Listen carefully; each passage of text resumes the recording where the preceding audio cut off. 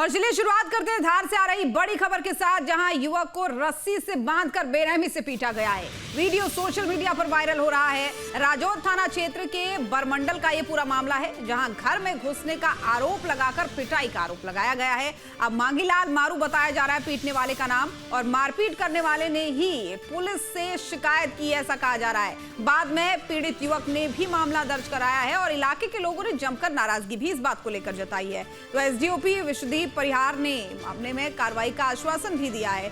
तो देखिए, पहले पिटाई की गई और खुद ही शिकायत भी की गई, ऐसा आरोप लगाया जा रहा है। और देखिए, किसी वहां जो लोग मौजूद थे उनमें से किसी ने ये पूरा वाकया अपने कैमरे में कैद कर लिया। हालांकि अब आश्वासन दिया जा रहा है कि मामले में कार्रवाई होगी, दोषियों के खिलाफ सख्त कार्रवाई होगी। लेकिन ये वीडियो अब काफी चर्चा का विषय बना हुआ है। पीड़ित युवक ने भी हालांकि बाद में मामला दर्ज कराया, लेकिन कहा जा रहा है कि पीटने वालों ने ही पहले पुलिस के पास पहुंचकर मामले की शिकायत दर्ज करा दी। उसके बाद पीड़ित भी पहुंचा और उसने भी अपने पक्ष की शिकायत दर्ज कराई। अब एसडीओपी जो है उन्होंने आश्वासन दिया है कि पूरे मामले की जांच होगी, वीडियो के आधार पर भी जांच होगी, लोगों से पूछताछ भी होगी और पता लगाने की कोशिश की जाएगी कि आखिर गलती किसकी थी और फिर दोषी को सजा दी जाएगी। फिलहाल ये वीडियो काफी वायरल हो रहा है। वीडियो में तमाम ग्रामीण भी दिख रहे हैं जो तमाशबीन बने बैठे हैं, और एक युवक को यहाँ बेरहमी से पीटा जा रहा है, बंधक बनाकर पीटा जा रहा है। और बाकायदा पीटने के बाद खुद ही शिकायत भी थाने में की गई। हालांकि घर में घुसने का आरोप लगाया गया, तमाम अन्य आरोप भी इस युवक पर लगाए गए। अब जांच के बाद ही पता चल पाएगा कि असल में जो गलती थी वो किसकी थी।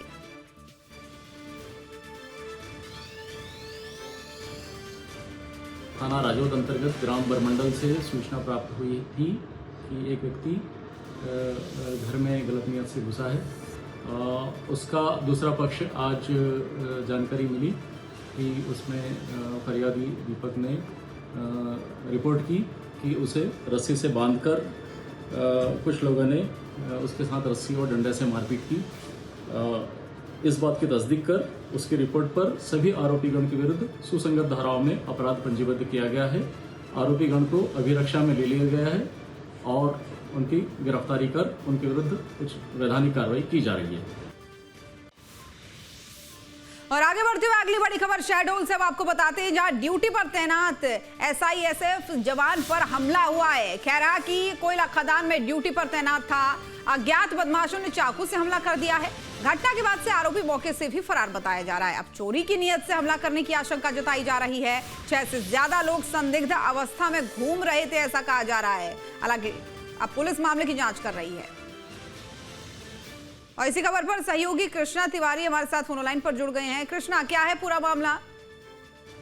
शहडोल जिले के खैरा थाना स्थित क्षेत्र में भूमिगत कोयला खदान है, जहां पर ये अफसर था SISF का। वो लगातार वहाँ चौकीदारी काम करता था और वो चारों तरफ अपना ड्यूटी कर रहा था। उसके बाद ये दीवार फांदकर 6 आरोपी घुसते हैं। उसके बाद चोरी की नियत से वहां पर ये जो प्रयास करते हैं, उसके बाद इसको मना करता है। उसके बाद इसके पास आने से मना करने के बाद चाकू से हमला कर दिया। उसके बाद फरार हो गए। फिलहाल जो CCTV फुटेज है उसमें 6 लोग संदिग्ध दिख रहे हैं।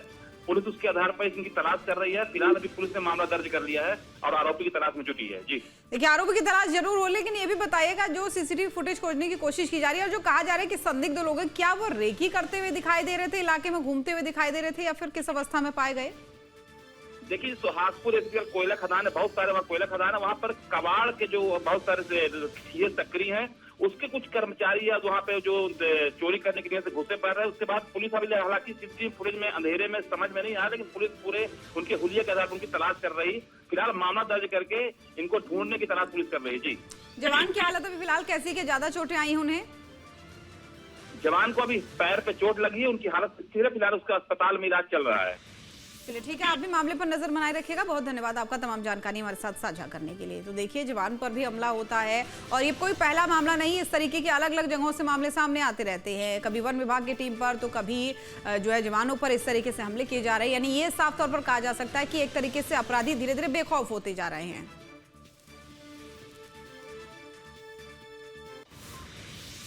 और आगे बढ़ते हुए रायपुर से अगली बड़ी खबर, जहां महासमुंद रोड पर बड़ा सड़क हादसा हुआ है। तेज रफ्तार कार डिवाइडर से यहां टकरा गई।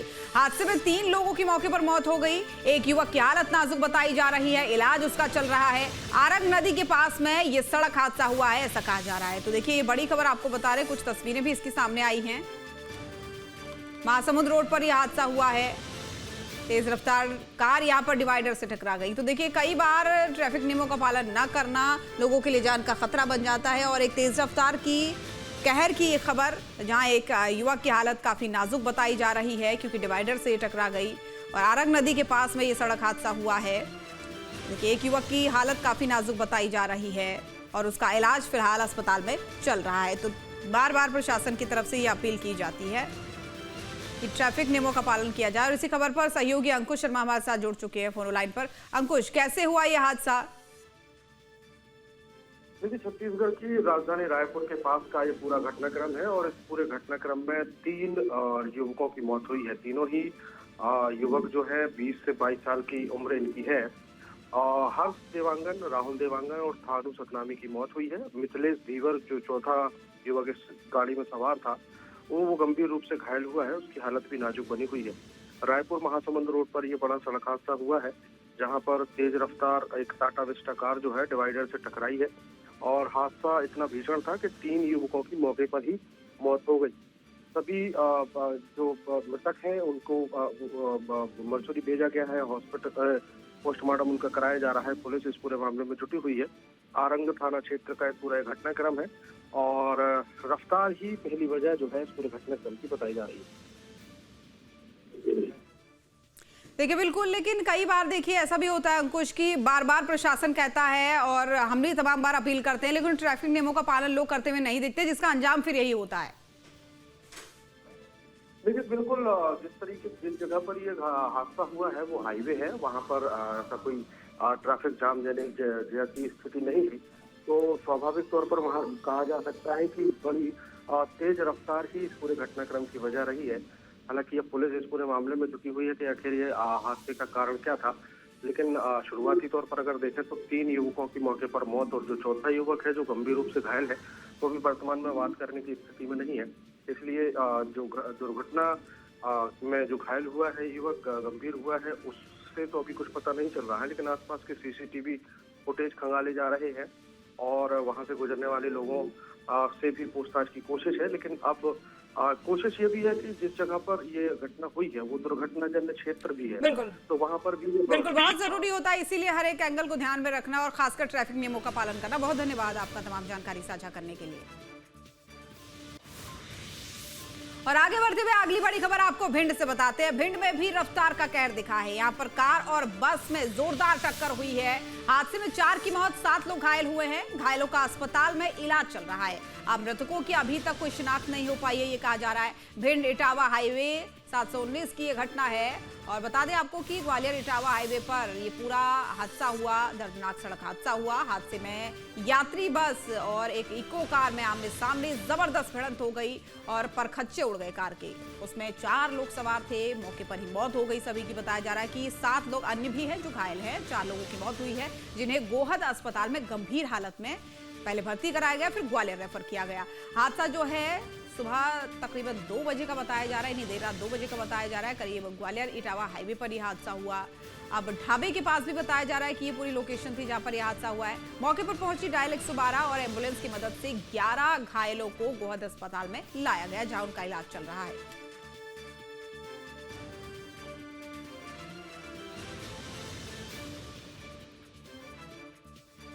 हम तो साहब अपनी दुकान में अंदर सो रहे थे और तो 2:15 का टाइम था वहाँ। तो साहब यहाँ जाम लग गया था के बाद खाने की क्या जाम लग रहा हुआ है, तो सब बोले कि एक्सीडेंट हो गया है। तो वहाँ के बाद हम गए तो वहाँ चले आते 4 लोग, तो हम तो देखे तो हम स्थिति खराब ही, तो हम तो बच गए। कितने लोग खत्म हुए? ये 3-4 लोग तो नीचे ही पड़े जाते। काय में हुआ था? एक बस थी और 4 बज जाइए गाड़ी थी।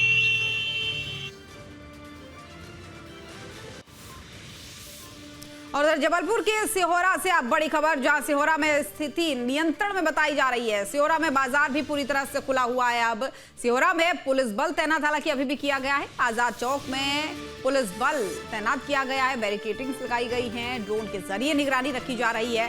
अब तक 49 लोगों की गिरफ्तारी हो चुकी है पूरे मामले में। तो देखिए, यहाँ पर बीते 2 दिनों से ये पूरा तनावपूर्ण माहौल चल रहा था। हालांकि आज कहा जा रहा है कि दुकानें भी खुल गई। कल भी स्थिति सामान्य थी विवाद के बाद से, और आज कहा जा रहा है कि पूरी तरीके से दुकानें भी खुल गई, यानी जो स्थिति है, जो वातावरण है वो सामान्य हो चुका है पहले से। तो सिहोरा में बाजार भी पूरी तरीके से खुल चुके हैं। आम लोग अब जो है बेखौफ होकर घरों से निकलने लगे हैं, क्योंकि 2 दिन पहले जो रात में हंगामा हुआ था उसके बाद से कल बजरंग दल के कार्यकर्ताओं ने हनुमान चालीसा का पाठ भी किया था। पुलिस बल की अतिरिक्त तैनाती करनी पड़ी थी। ड्रोन से इलाके की नजर रखी जा रही थी कि किसी भी तरीके की कोई सांप्रदायिक हिंसा न भड़के, किसी भी तरीके के कोई तनाव का माहौल ना हो।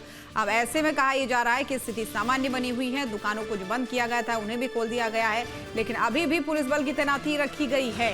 एहतियातन तौर पर पुलिस बल की तैनाती जो है पूरे इलाके में रखी गई है, ताकि अभी भी किसी तरीके से स्थिति बिगड़ने न पाए।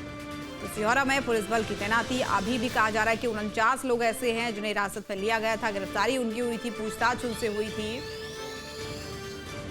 तो ड्रोन के जरिए नजर रखी जा रही है, सुरक्षा के पूरे इंतजाम किए हुए हैं और साथ ही प्रशासन, पुलिस बल मौके पर मौजूद है। अब तक 49 लोग तकरीबन जिनकी गिरफ्तारी, उनसे पूछताछ। हालांकि कहा यह भी जा रहा था कि इनकी संख्या बढ़ सकती है अगर पूछताछ में। और आगे बढ़ते हुए बीजापुर से एक बड़ी खबर अब आपको बताते हैं, जहां सुरक्षा बलों की बड़ी कार्रवाई देखी गई है। यहां 4 नक्सली स्मारकों को गिराया गया है। फरसेगढ़ और तर्रेम क्षेत्र में ये नक्सली स्मारक बने थे। एरिया डोमिनेशन अभियान के तहत ये कार्रवाई की गई है। तो देखिए, सुरक्षा बलों की बड़ी कामयाबी ये मानी जा रही है। नक्सलियों के स्मारक को ढहाया गया है। बीजापुर की ये तस्वीरें जिसमें जेसीबी यानी बुलडोजर की मदद से, पीले पंजे की मदद से इन स्मारकों को ढहाया जा रहा है और 4 नक्सली स्मारकों को गिराया गया है। हालांकि हमने देखा था कि इससे पहले भी इस तरीके की कार्रवाई प्रशासन की तरफ से की गई थी, सुरक्षा बलों की तरफ से की गई थी। और एक बार फिर से ये देखिए 4 अलग अलग जगहों पर ये स्मारक नक्सलियों के, जिन्हें अब ढहाने की कार्रवाई प्रशासन की तरफ से की गई है। क्योंकि नक्सल मुक्त देश प्रदेश बनाना है, तो इन तमाम कदमों की काफ़ी अहमियत हो जाती है। समय भी अब कम बचा है। 31 मार्च 2026 तक का लक्ष्य है कि देश को नक्सल मुक्त बनाना है और ऐसे में हर एक कदम महत्वपूर्ण माना जा रहा है। और एक बार फिर से इस तरीके की तस्वीरें सामने आती है, जो सुरक्षा बलों की कामयाबी को तो बताती है, साथ ही ये गंभीरता भी दिखाती है कि किस गंभीरता के साथ नक्सल मुक्त देश बनाने की जो कोशिशें हैं वो हर स्तर पर हो रही हैं, चाहे वो सरकार के स्तर पर हो, प्रशासन के स्तर पर हो, सुरक्षा बलों के स्तर पर हो या फिर आम लोगों के स्तर पर हो। तो 4 नक्सली स्मारकों को ढहाया गया है और ये तस्वीरें देखिए, ये उस दौरान की जब पीले पंजे की मदद से इन स्मारकों को हटाया गया है। जो दहशत फैलाने की, खौफ फैलाने की कोशिश करते हैं, उनके स्मारकों को हटाया गया।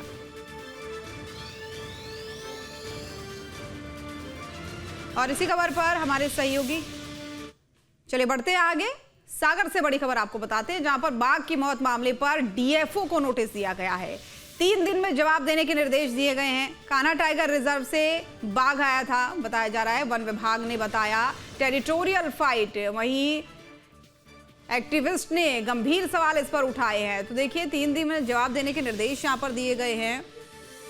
बाघ की मौत मामले में डीएफओ को नोटिस जारी किया गया है और 3 दिन के अंदर कहा गया है कि जवाब दीजिए, कहां पर लूप होल्स रहे, कहां पर गलतियां हुई। तो इन पूरे नोटिस पर 3 दिन पर जवाब देना होगा। कान्हा टाइगर रिजर्व में ये मामला सामने आया था, यानी ये बाघ कान्हा टाइगर रिजर्व से लाया गया था। वन विभाग ने अब जो है टेरिटोरियल फाइट के लिए जो है एक्टिविस्ट ने सवाल उठाए गए हैं और इन सवालों पर अब जवाब देना है, क्योंकि नोटिस भी जारी किया गया है। 3 दिन के अंदर जो है इस पूरे मामले में जवाब देने होंगे।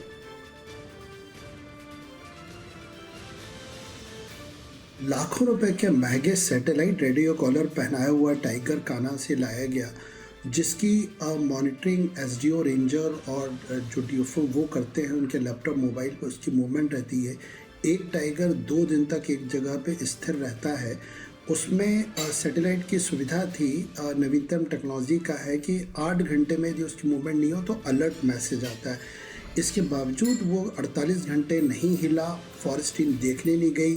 क्विक रेस्पॉन्स टीम होती है जो कि टाइगर को फॉलो करती है, उसने भी कोई जिम्मेदारी नहीं निभाई। और जैसा कि वो पोस्टमार्टम रिपोर्ट कह रही है, जो जानकारी प्रेस नोट के जरिए आई है कि 2 बाघों की लड़ाई में ये मारा गया, तो दूसरा घायल बाघ कहाँ है। हमने यहाँ पे मध्य प्रदेश के सरकार से ये अनुरोध किया है समूचे प्रकरण की जांच हो और नौरादेही में चीते लाने के पहले बाघों की सुरक्षा सुनिश्चित हो, जिसने भी लापरवाही है कठोर कार्रवाई हो।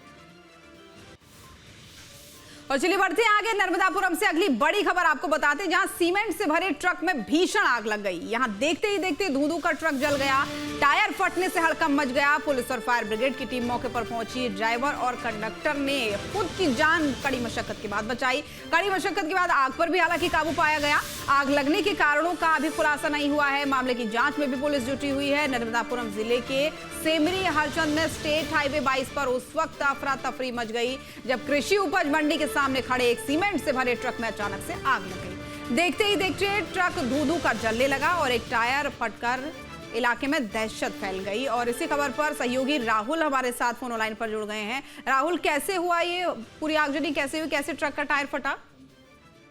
देखिए, पूरा मामला स्टेट हाईवे 22 का है, जहां पर सेबरी हरचंद के पास ये ट्रक खड़ा हुआ था और सीमेंट से भरा हुआ ये ट्रक था और इसके डेस्क केबिन में कुछ वायरिंग शॉर्टिंग के कारण आग लग गई। जो प्रारंभिक जांच हुई है उसमें ड्राइवर और कंडक्टर से जो बयान लिए गए हैं उसके मुताबिक जो वो कुछ वायरिंग का शॉर्ट ठीक कर रहे थे, इसी दौरान डेस्क में वायरिंग के शॉर्ट से सर्किट हुआ और उसी से धमाका हुआ और आग लग गई। आग इतनी भीषण थी कि लोगों की भीड़ जमा हो गई, पर अफरा तफरी का माहौल तब पैदा हुआ जब ट्रक का टायर गर्म होने से फट गया। फटने से तेज आवाज, ब्लास्ट जैसी आवाज आई, जिससे अफरा तफरी का माहौल बन गया। हालांकि आग पर लगभग 1 से 1.5 घंटे में काबू पा लिया गया था, पर इस हादसे में किसी प्रकार की कोई जनहानि नहीं हुई। नुकसान कितना हुआ है? अगर हम देखें संपत्ति का भी नुकसान कहे तो कितना हुआ है राहुल?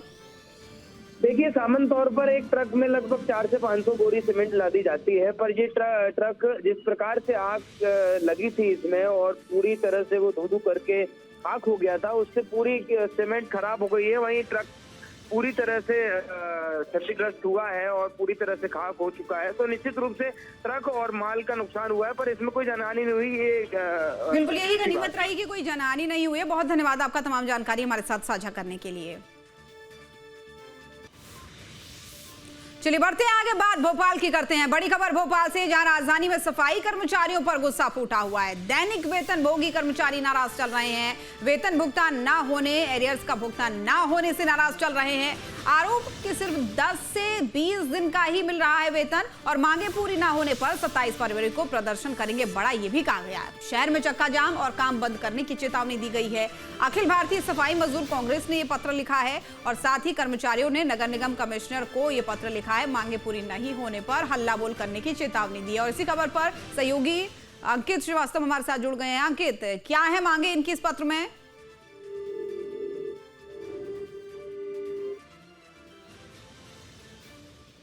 चलिए ठीक है, अंकित से दोबारा जुड़ने का प्रयास करेंगे। तो देखिए, बाकायदा पत्र लिखकर अपनी पूरी मांगे बताई गई है और एक अल्टीमेटम भी एक तरीके से दे दिया गया है। चेतावनी दे दी गई है कि अगर 27 फरवरी तक उनकी बातों को नहीं सुना जाता तो फिर वो हल्ला बोल करेंगे, प्रदर्शन करेंगे, सरकार के खिलाफ अपनी आवाज को ऊंची करेंगे, ऐसा उनकी तरफ से कहा गया। अब आरोप तमाम है, मांगे तमाम है कि वेतन उन्हें पूरा नहीं दिया जा रहा है और भी तमाम सारी अनियमितताओं पर का जिक्र किया गया है। कहा यह जा रहा है कि सिर्फ 10 से 20 दिन का ही उन्हें वेतन मिल रहा है पूरे महीने में और इसी को लेकर वो नाराज चल रहे हैं। बाकायदा पत्र लिखकर उन्होंने अपनी पूरी मांगे लिखी हैं, पूरी शिकायतें लिखी हैं और कहा है कि जल्द से जल्द इनका निवारण होना चाहिए। अगर निवारण नहीं होता है तो फिर जो है चेतावनी उनकी तरफ से दी गई है कि हल्ला बोल किया जाएगा, आवाज ऊंची की जाएगी और साथ ही एक तरीके से आंदोलन की चेतावनी देते हुए यहाँ पर ये नजर आए। तो देखिए, उसकी प्रति भी आपको दिखा रहे हैं किस तरीके से उन्होंने पूरी शिकायतों का उल्लेख इस पत्र में अपने किया है। मांगे पूरी नहीं होने पर प्रशासन के खिलाफ ऊंची हल्ला बोल करने की बात उनकी तरफ से कही गई है। तो देखिए, भोपाल का ये पूरा मामला है। राजधानी में सफाई कर्मचारियों का गुस्सा फूटा है। उनका कहना है कि उनको वेतन पूरा नहीं मिल रहा है। और अंकित एक बार फिर से जुड़ गए हैं। अंकित, बताएं क्या है पूरा मामला, क्या मांगे इनकी हैं? देखिए, राजधानी में सफाई कर्मचारियों का गुस्सा फिर से फूटता जा रहा है। दैनिक वेतन भोगी कर्मचारी के वेतन भुगतान न होने से जो है और एरियर्स का भुगतान न होने से कर्मचारी नाराज नजर आ रहे हैं। सिर्फ 10 से 20 दिन का ही मिल रहा है वेतन। जैसे कि हम बात करें कि उन्हें पूरे वेतन जो है नहीं दिया जा रहा है, केवल पूरे महीने काम करने के बाद इन कर्मचारियों को 10 से 20 दिन का वेतन दिया जा रहा है। मांगे पूरी न होने पर 27 फरवरी को बड़ा प्रदर्शन करेंगे ये कर्मचारी।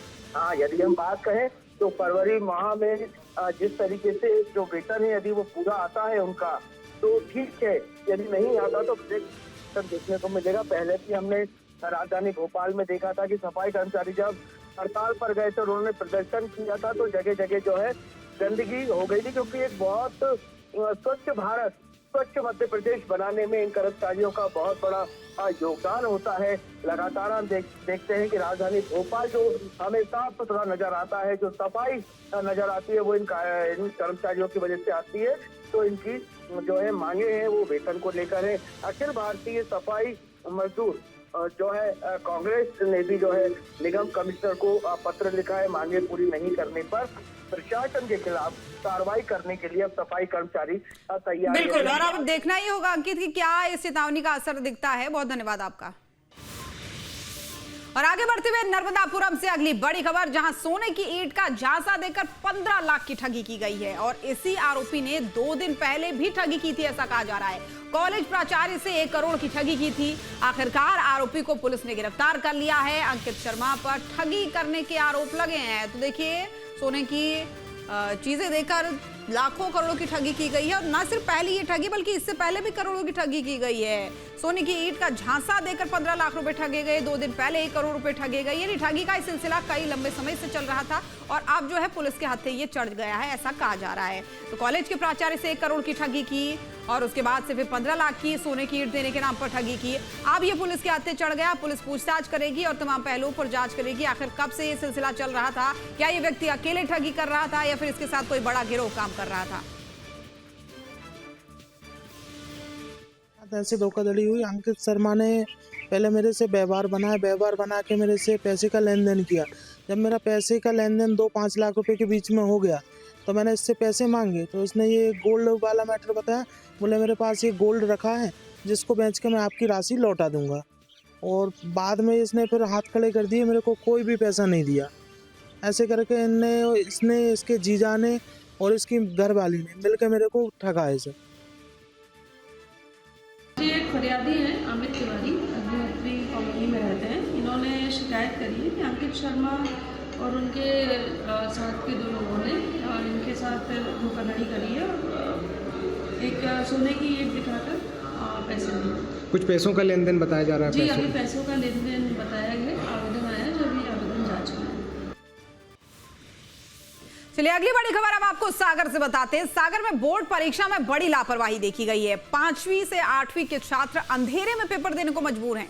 कई बताया जा रहा है कि जमीन पर भी बैठकर परीक्षा दे रहे हैं। नमक मंडी स्थित पद्माकर स्कूल का ये मामला है। परीक्षा के केंद्राध्यक्ष ने भी जानकारी दी है। जिला शिक्षा अधिकारी को इस बात की जानकारी थी, ये उनकी तरफ से कहा गया है, जो केंद्र के अध्यक्ष हैं। तो देखिए किस तरीके से अंधेरे में पेपर देने को ये बच्चे मजबूर है। कोई जमीन पर पेपर दे रहा है बैठकर तो कोई अंधेरे में दे रहा है। तो इससे पता चलता है कि कैसी व्यवस्थाएं हैं। जब चाहे लाख दावा किए जाए कि स्कूल में तमाम व्यवस्थाएं दे रहे हैं, लेकिन इस तरीके की तस्वीरें सोचने पर आखिर मजबूर करती है कि क्यों इस तरीके की तस्वीरें सामने आती है।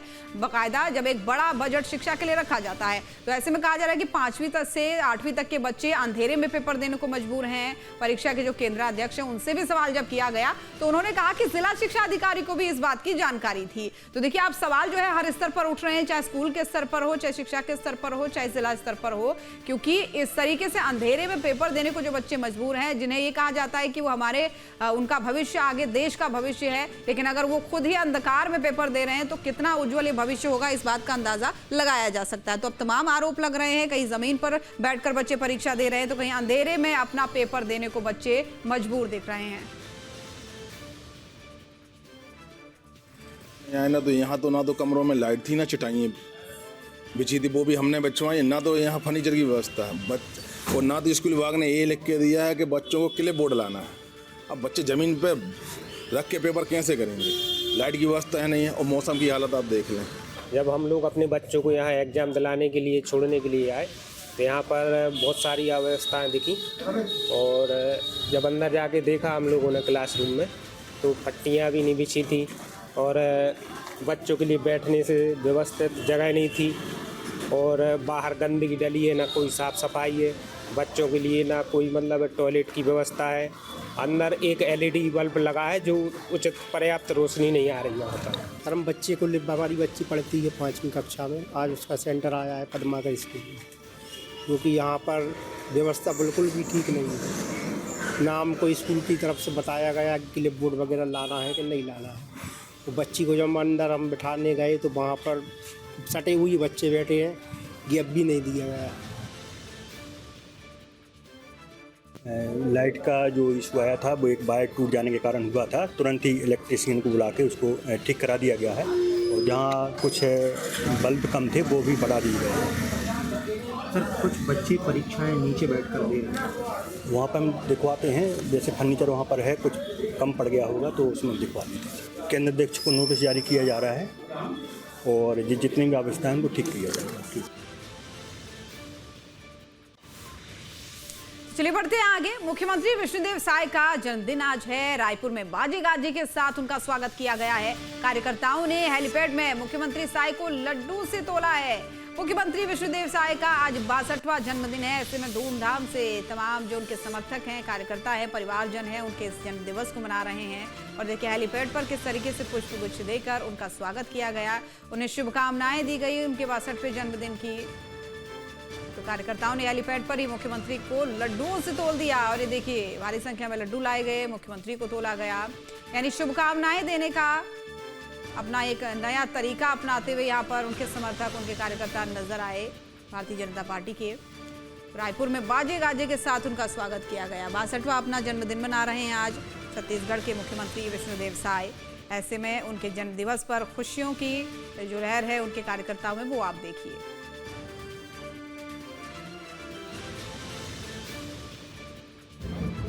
62वां जन्मदिवस है और हर जन्मदिवस के समय हम अपने गांव, अपने घर में रहते हैं और माँ का आशीर्वाद लेते हैं और परिवार के साथ, गाँव वालों के साथ और हमारे कार्यकर्ताओं के साथ में श्री सत्यनारायण व्रत कथा का श्रवण करते हैं और सबका आशीर्वाद लेते हैं।